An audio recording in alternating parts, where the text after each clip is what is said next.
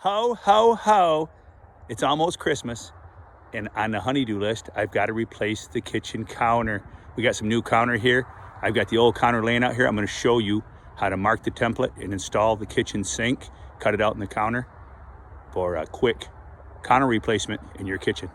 Please join us. Here we go. I've got the old counter, and what I've done is I've taken and marked the measurements for the sinkhole.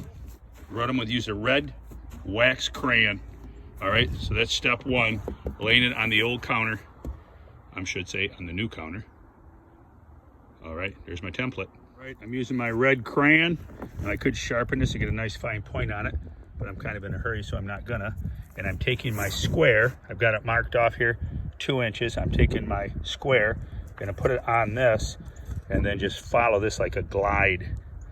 We're gonna glide it down and leave my mark. All right. So you want to double check and triple check and always read the instructions. If you don't read the instructions, you'll probably need my instructions or somebody else's to help you fix your mess. Always read the instructions. Double checking my measurements. I went and checked the sink. The sink has a 3/4 inch lip coming off the bottom fastening groove. So I know I have 3/4 of an inch. So this is 1 inch.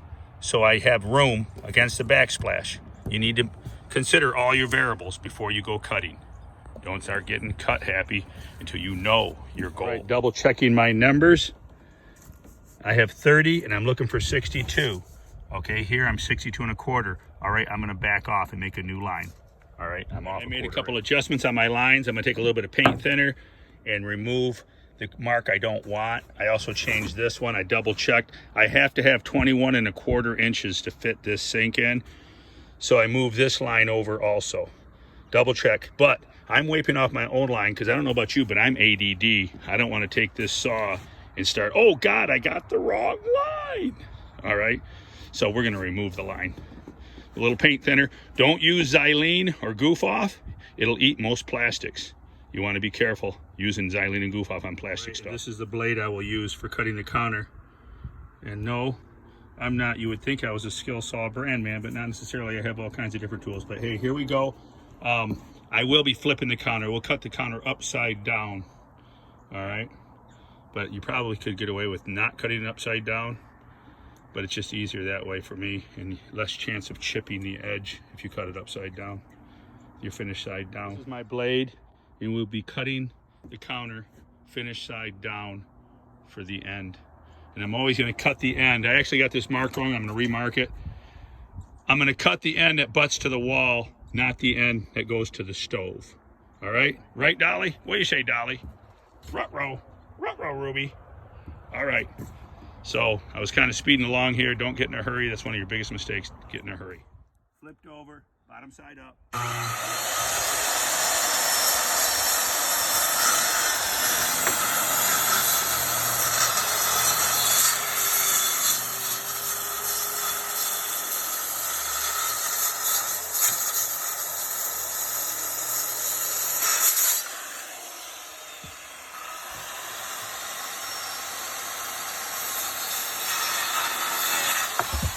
Won't be the perfect cut. It's a little rough, but it's good enough. It's caulkable, and it's going to go up against the wall, and it's caulkable, so I can live with that. No use of making the perfect cut to butt up against the wall. Sink side, I'm going to cut sink side up.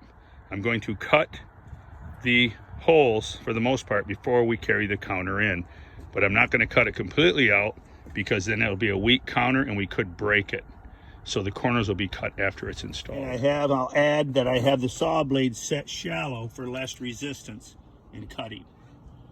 It's a little bit thicker than the material. Get a couple of gorillas to carry it inside for you. All right, guys. You got it. Flip her upright. You probably have to flip her upright to get her in. And what we're going to do is not cut out the sink completely. What I've done is greatly reduce the sawdust, and we'll use a jigsaw to do the corners after the counter is in place. We have the counter in place, and now I will get the jigsaw and do the final cutting. Now I'll leave you a note, this is a little bit too far out. My saw, I need to bring this in about a good quarter, maybe 3/8. I'll have to do that with a jigsaw. I have no choice. So the final cutting, but there'll be a lot less dust in the home now. from doing it this way. And see, my rough cut edge is going to be buried. It's buried anyhow. All right, there you go, there you have it. All right, now taking the jigsaw for the final, cutting the corners. This way we take no chance of breaking the counter, carrying it in with a big weak hole in the middle of the counter. All right, I hope you enjoyed the video. We'll plumb in the sink, that's another video. Thanks for joining us at Keep a Secret or Home and Garden. Keep it a secret, but go tell a friend. The sink is in, but I ended up using the Sawzall instead of the jigsaw. The jigsaw wouldn't do the job. I didn't have the right blade. So we got her done. But you know, remember, a Sawzall is basically a giant jigsaw. All right, works good, looks good. Mama Bubba ought to be happy. Kitchen today, I'm gonna show you today how to secure that stubborn sink where you can't get the clamps on. You just can't get them on there. This is how you secure the sink. I've been doing this for 40 years. It works. All right, here's the tip. You lay a nice generous bead of silicone under here, right, a 1/4 to 3/8 inch bead around the perimeter, then set the sink in the hole, then find you a couple 5-gallon buckets, and mine had paint in them, so that's nice. And then I went ahead and filled the sink with water. We're gonna leave that overnight. I know what you're thinking. What kind of redneck contraption is that, Bubba? But hey, it works. I've done it for years. You'll have a hard time getting that sink out of there. Sometimes those clamps are just stubborn. You can't get them to go on. You don't have enough edge. It's a lot of work. I got a bad neck. I'm not going to spend all my day under there. So this is the fast way to secure your sink. All right. Remember, keep it a secret, but go tell a friend. Bubba's sharing tips around the world. We got growing giant pumpkins, Bubba's home fix-it tips. All right, what I didn't show you in the video is you do have to slip some fillers on each end of that counter where it sits on the cabinet. You want to slip in some like 5/8 inch fillers and tack them on there. I was in a hurry, had to go to work. I wanted the sink operational for my wife, so I still haven't slipped those in yet. And you probably should slip it along the entire back. And I will strategically do that. I can do it after it's installed with some glue. I'll slip some shims in there, glue it down, and then secure the bottom of the cabinet. All right, thanks for viewing today. And remember, keep it a secret, but go tell a friend. Bubba's sharing home fix-it tips around the globe. All right, keep them growing, man. Keep them growing.